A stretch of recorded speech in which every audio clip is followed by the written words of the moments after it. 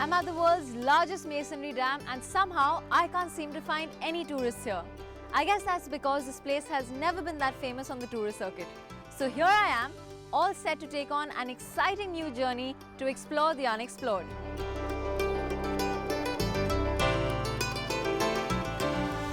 Welcome to Telangana. Catch me as I travel across India's 29th and newest state only on Follow the Star.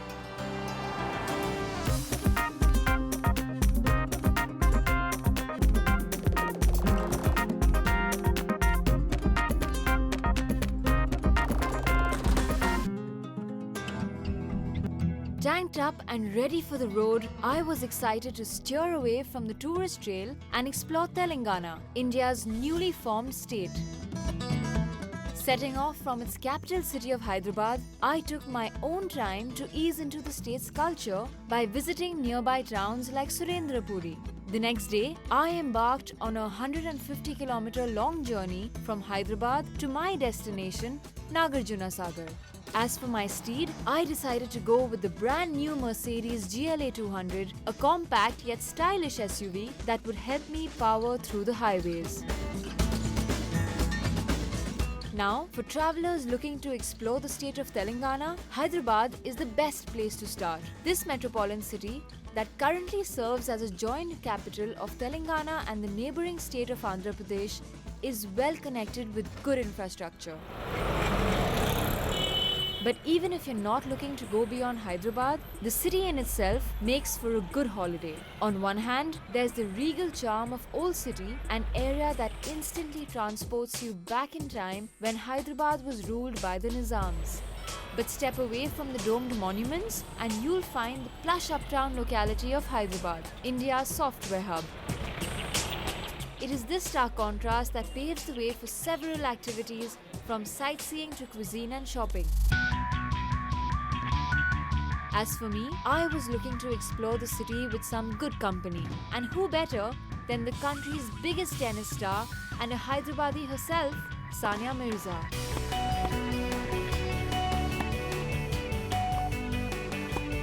Thanks guys. Hi. Hi. Firstly, congratulations on winning the WTA finals. you. As always, you made us all super proud. Thanks. Tell me more about your academy. It looks amazing and is definitely of international standards. When did you set it up? Yeah, that was the plan. I mean, it was a dream for our family to have this academy. I was tired of not having an answer actually to the question of who after you. So I thought there's finally something someone should do about it. So hence the idea of the whole academy. So, India has produced a lot of male tennis champions, but you've been the only girl to have come through to be on the global stage. What challenges did you face? How difficult was it? I'm sure it was. Yeah, I mean, initially it was, it's more about I think we don't come from a culture where girls are supposed to pick up a tennis racket and run around Or play any sport. And play any sport for that matter. So when I started when I was 6, which was 21 years ago, which was a very long time ago, a girl from Hyderabad to play tennis and dream of playing Wimbledon was unheard of, obviously, at that point. And we used to play on courts made out of, believe it or not, cow dung, because there was no other surface that was there. Yeah. That's something none of us knew. So it was, I think today's kids are so much more luckier to have these kind of facilities. Also just the whole, I think, culture of, she'll kali ho jayegi. I think we Shaadi nahi hoga. There's those kind of things that always, I think, come in the way. Kind of haunt girls when they choose to do something that is unconventional. And I think it's changed a lot, but we still have a long way to go. How supportive were Liana Pace and Mahesh Bhupati? I mean, Mahesh is someone who's been my, almost a mentor / very, very good friend of mine for a very long time, and his father did help me out initially when I was, as he was a coach. He is a coach, and when I was about 13, I used to, train with him for about a year or so. And after that, Mahesh's company used to manage me. So even though those relationships got over on those fronts, I mean, we've remained extremely close friends, and he's probably one of my closest friends now. And which was very fortunate for me, because I used to look up to them obviously when I was growing up. Yeah, of course. They were the biggest stars at that point when I was a young kid. I still have a picture actually of when I was about 7, and he had come to an academy. Yeah, Mahesh had come to an academy, and so yeah, it's funny, and I had gotten his autograph actually.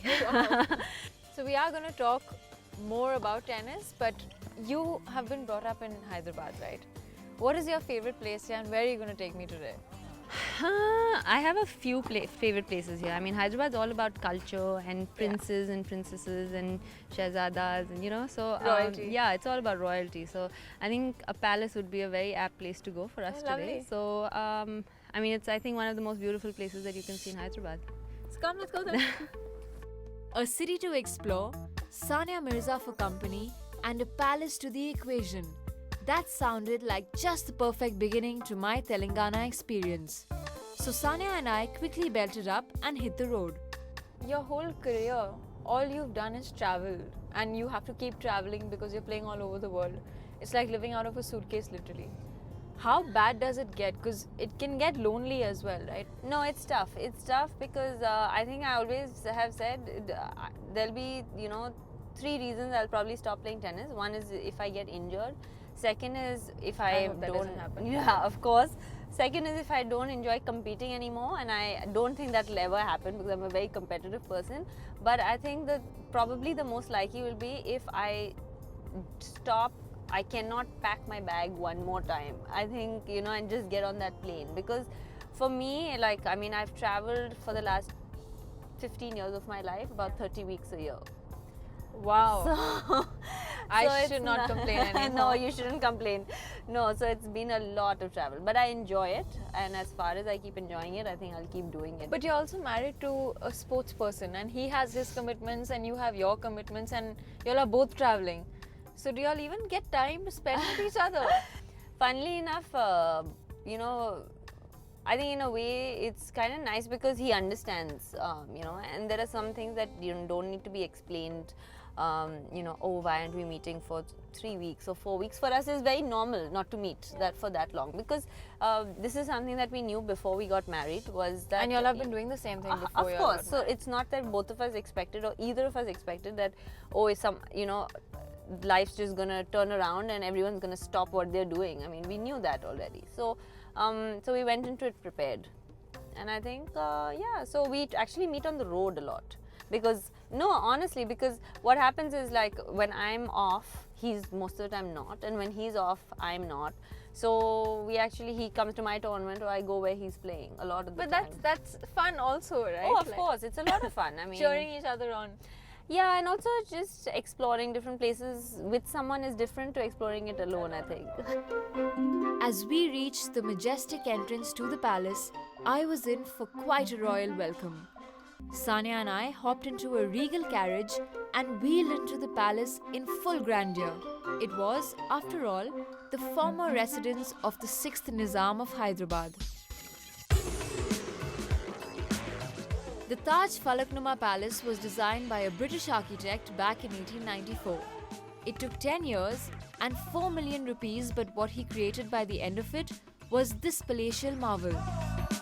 Whether it's the handmade tapestries, royal portraits, or a 101-seater dining table known to be the world's largest, this palace is a wonder. Perched on top of Hyderabad, the Taj Falaknuma Palace is also called Mirror of the Sky, and rightly so, with the stunning views it offers. Okay, so I'm not even going to bother asking you why you come here because it's beautiful, but how often do you come here? I try and come here. I mean, it's a good, whenever I'm back in Hyderabad after a long, tournament, couple of months, just try and come here for a nice chilled out day. But 2014, it's been a great year for you. Touch wood, I hope every year is as good, but has it been your best year so far? It's definitely up there. I mean, I've had by God's grace, had a very long career. 10 years is a very long time for an athlete, especially because we go through so much physically and emotionally that most people don't survive even one injury. And I've been fortunate enough to survive 3 surgeries and come back and still be here and playing at the top. So, but it's been definitely one of my best years, yeah. Especially the latter part of the year was, really good, obviously. And, you set certain goals for yourself as an athlete at the beginning of every year, So it was, I think, very rarely it happens that you achieve all the goals that you set for yourself. But, I was fortunate enough to do it this year. So Telangana, you're the brand ambassador. How does it feel? I was extremely honored, but also it was a big responsibility. You know, whatever I can do to help the state become a better state, and I mean, obviously sport is where my expertise, so if I can help it become a better sporting state, I would, love to and would do whatever I can. Despite having traveled the world, it was inspiring to see how deeply rooted Sania was in her home state of Telangana. My exploration of the old world charm of Hyderabad might have wound to a close, but as I looked over the bright skyline of the city, I could see there was a lot more waiting to be discovered. Coming up on Follow the Star, after a magical start to my journey in Hyderabad, I decided to explore the outskirts of the city and happen upon yet another hidden marvel.